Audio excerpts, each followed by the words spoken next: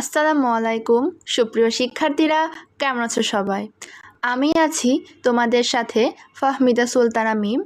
আজ আমি তোমাদের পড়াবো চতুর্থ শ্রেণীর আমার বাংলা বই। চলো আমরা পাঠে চলে যাই। আজকে আমরা পড়ব পাঠ 1, রূপময় বাংলাদেশ। রূপময় বাংলাদেশ মানে হচ্ছে বাংলাদেশের সুন্দর মনোমুগ্ধকর যে প্রকৃতি সেটাই আমরা আলোচনা করব, অর্থাৎ বাংলাদেশের সৌন্দর্য নিয়ে আমরা আলোচনা করব। তার আগে আমি কিছু কথা বলি। আমি যে লাইনগুলো দাগাবো তোমরা দাগিয়ে ফেলবে এবং সাথে সাথে পড়ে নিবে, যার ফলে আমার সাথেই তোমাদের এখানে কভার হয়ে যাবে। চলো আমরা কথা না বাড়িয়ে ধীরে ধীরে পাঠটি শুরু করি। দেখো, কত সুন্দর আমাদের এই বাংলাদেশ, কত সুন্দর এদেশের প্রকৃতি। অর্থাৎ আমাদের দেশের সৌন্দর্য আমরা বলে শেষ করতে পারবো না। এদেশের চারিদিকে সবুজের সমারোহ, অর্থাৎ আমাদের দেশটা প্রাকৃতিক সৌন্দর্যে সজ্জিত।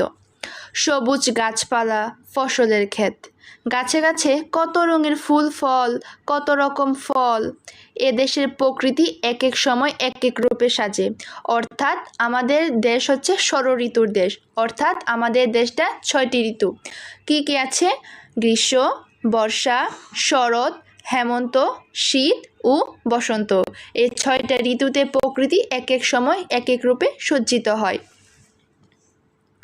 দেখো, তারপর আছে গ্রীষ্মে মাঠ ঘাট ফেটে চৌচির হয়ে যায়। এখানে চৌচির মানে হচ্ছে খণ্ড বিখণ্ড হয়ে যায়। যেহেতু গ্রীষ্মকালে নদ নদী খাল বিল শুকিয়ে যায়, যার ফলে মাঠঘাট কি হয়? ফেটে যায়, খণ্ড বিখণ্ড হয়ে যায়। এই সময় পাওয়া যায় আম, কাঁঠাল, জাম, লিচু, অর্থাৎ খুবই রসালো ফলগুলো আমরা গ্রীষ্মের সময় পেয়ে থাকি। বর্ষায় নদী নালা পানিতে ভরে যায়। এ সময় ফোটে কদম, কেয়া, দোলন চাপা। অর্থাৎ বর্ষার সময় কোন কোন ফুলগুলো ফুটে? কদম, কেয়া, দোলন চাপা। শরতের আকাশে সাদা মেঘ তুলোর মতো ভেসে বেড়ায়। এটা কখন হয়? যখন শরৎকাল থাকে। এ সময় নদীর তীরে সাদা কাশফুল দেখা যায়। অর্থাৎ শরতে কি হয়? নদীর তীরে সাদা কাশফুল দেখা যায়। এরপর হেমন্তে ধান পাকে, সোনালি ধানে মাঠ ভরে যায়।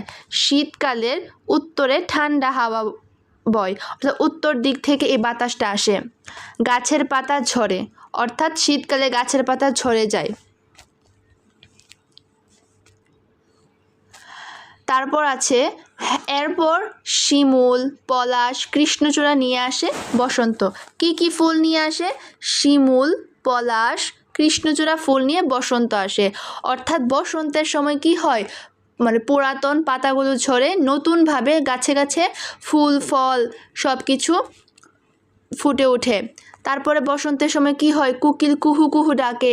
এভাবে 6টি ঋতু এক এক সময় একটার পর একটা কি করে থাকে? আসতে থাকে।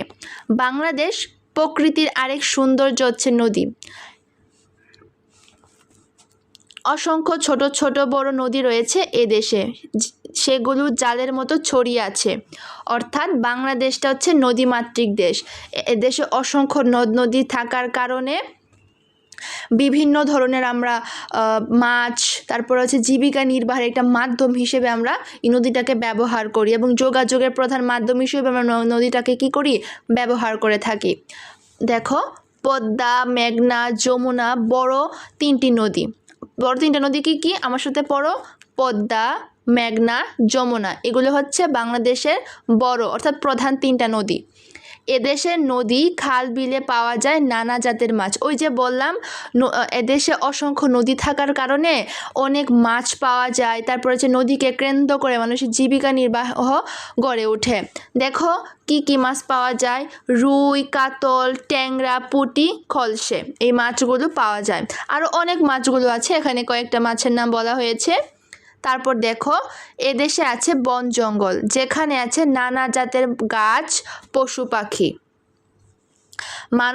বাংলাদেশের সুন্দরবন পৃথিবীর বিখ্যাত। বাংলাদেশের সুন্দরবন পৃথিবী জুড়ে কি বিখ্যাত। এ বনে আছে সুন্দরী, গেওড়া, তারপর হচ্ছে গরান, কেওড়া, গোলপাতা। এই সুন্দরবনে কি কি গাছ আছে? সুন্দরী, গেওড়া, গরান, কেওড়া, গোলপাতা। সেখানে আছে বাঘ, হরিণ, কুমির। আরও আছে মাছরাঙা, মুটুসি, মদনাট প্রভৃতি পাখি। অর্থাৎ বন জঙ্গলে যেমন মানে সুন্দরবন যেমন পৃথিবী জুড়ে আছে, এই বনে আছে অনেক ধরনের গাছ, তারপর আছে অনেক পশু পাখি, তারপর হচ্ছে বিভিন্ন ধরনের ভয়ঙ্কর প্রাণী, সবগুলোই আছে। এদেশের বেশিরভাগ এলাকা হচ্ছে সমতল। সমতল মানে হচ্ছে সমান, তবে কোনো কোনো জায়গা পাহাড়ি। পাহাড়ে নানা জাতের মাছ, পশু পাখি দেখা যায়। রাঙামাটি, বান্দরবন, খাগড়াছড়ি এই এলাকাগুলো হচ্ছে কি পাহাড়ি অঞ্চল। কোন কোন এলাকা আমার সাথে বলো? রাঙামাটি, বান্দরবন, খাগড়াছড়ি এগুলো হচ্ছে পাহাড়ি এলাকা। এছাড়া ময়মনসিংহ ও সিলেট অঞ্চলে ছোট বড় পাহাড় রয়েছে। কোন কোন অঞ্চল? ময়মনসিংহ ও সিলেট অঞ্চলে ছোট বড় পাহাড় আছে। বাংলাদেশের দক্ষিণে আছে বঙ্গোপসাগর। বাংলাদেশের দক্ষিণে কি আছে? বঙ্গোপসাগর। এর মোহনায় ইলিশের আবাস। বঙ্গোপসাগরে কি পাওয়া যায়? ইলিশ পাওয়া যায়। সাগরে আছে রূপচাঁদা, তারপর হচ্ছে রিঠা, লইট্টা সহ হরেক রকমের মাছ। সবুজ প্রকৃতি এ দেশকে করেছে সুন্দর। সেই সৌন্দর্যে বৈচিত্র্য এনেছে নদী, পাহাড়, বন, সাগর। অর্থাৎ এদেশের সৌন্দর্য আমরা এই কয়েকটা কথার মধ্যে সীমাবদ্ধ রাখতে পারবো না। অর্থাৎ বাংলাদেশের সৌন্দর্য এত বেশি যা আমরা এই অল্প কথার মধ্যে বলে শেষ করতে পারবো না। বাংলাদেশের সৌন্দর্য দেখার জন্য পৃথিবীর বিশ্বের বিভিন্ন জায়গা থেকে বাংলাদেশে আসে কি করার জন্য? ভ্রমণ করার জন্য, বাংলাদেশের সৌন্দর্যটাকে উপলব্ধি করার জন্য। বাংলাদেশের সৌন্দর্য মহিমান্বিত আছে নানা ধরনের প্রাকৃতিক নদ নদী, খাল বিল, পাহাড় পর্বত, পশু পাখি, ফলমূল, প্রাকৃতিক যাবতীয় জিনিসগুলো বাংলাদেশের সৌন্দর্যটাকে আকৃষ্ট করে রেখেছে। তো আশা করি আমার পড়াটা তোমরা বুঝতে পেরেছো এবং তোমরা খুবই সহজে এখানে পড়াটা শিখতে পেরেছো। চলো আমরা একটু নিচে যাই। দেখো এখানে কি আছে, আমরা কিছু শব্দ জেনে নেই। উত্তরে মানে হচ্ছে উত্তর দিক থেকে আসা। চৌচির মানে একটু আগে বললাম খণ্ড বিখণ্ড। মোহনা মানে হচ্ছে নদী যেখানে সাগর বা অন্য নদীর সাথে মেশে। ঠিক আছে, তারপর দেখো আমরা অনুশীলনে কি আছে আমরা একটু দেখি, আমরা চেষ্টা করি। লিখেছে বর্ণ বসিয়ে শব্দ তৈরি করো। অর্থাৎ তুমি একটা শূন্যস্থানে একটা বর্ণ লিখবে এবং সে বর্ণটা দিয়ে তুমি একটা মানে একটা শব্দ পরিপূর্ণ করবে। চলো আমরা দেখি। 1 নম্বরে লিখেছে বর্ণ বসিয়ে শব্দ তৈরি করি। এখানে দেখো প্রকৃতি ড্যাশ দিয়েছে, কি হবে? প্রকৃতি। দোলন, এখানে দোলন চাপা হবে, দোল লেখা আছে, এখানে দন্ত ন হয়ে দোলন চাপা হবে। তারপর এখানে ড্যাশ দিয়ে নালি লিখেছে, এখানে হবে সোনালি। এখানে বর্গীয় ঝ, তারপর ড্যাশ দিয়ে ল লিখেছে, এখানে হবে জঙ্গল।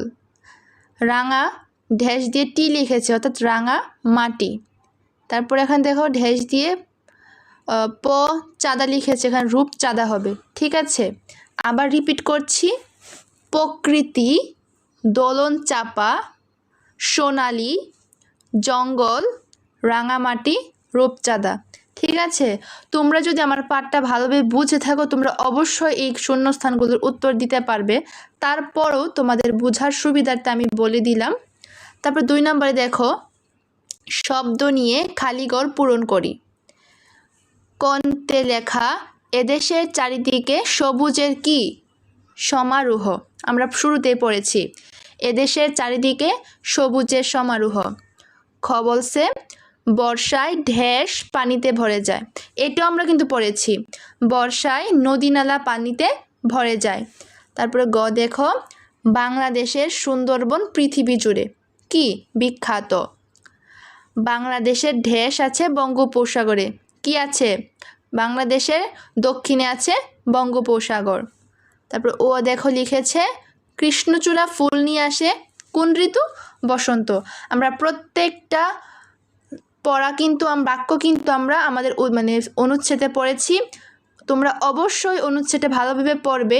এই শূন্যস্থানগুলো ছাড়াও তোমরা আরও এক্সট্রা মানে শূন্যস্থানগুলো পূরণ করতে পারবে এবং তোমরা সমাধান করতে পারবে। তারপর দেখো আছে পার্ট 3-এ আছে দেখো প্রশ্ন বানা, এটা তোমরা নিজেরা করবে। তারপর আছে পার্ট 4 নাম্বার আছে ছবি দেখে বিবরণ লিখে, এটা তোমরা মানে এখানে দেখো চিত্রটা দেখে তোমরা নিজেদের থেকে কি করবে, এটা গল্প বানাবে। এটা তোমাদের কাজ দিয়ে দিলাম আমি। তারপর 5 নাম্বারে আছে ঋতুর নাম লিখি এবং পছন্দ করার কারণ লিখি, অর্থাৎ তোমার পছন্দের ঋতু কি তোমরা অবশ্যই এটা লিখবে এবং আমাকে কমেন্ট করে জানাবে, ঠিক আছে? তো আজকের ক্লাসটা এই পর্যন্তই। যদি তোমাদের কোথাও সমস্যা হয় আমাকে অবশ্যই কমেন্ট করতে ভুলবেন, আমাকে অবশ্যই প্রশ্ন করবে, আমি তোমাদের প্রত্যেকটা প্রশ্ন উত্তর দেওয়ার চেষ্টা করব সহজ করে। তো পরবর্তী ক্লাস দেখার আমন্ত্রণ জানিয়ে আজকের জন্য বিদায় নিচ্ছি। ভালো থাকো, সুস্থ থাকো, আল্লাহ হাফেজ।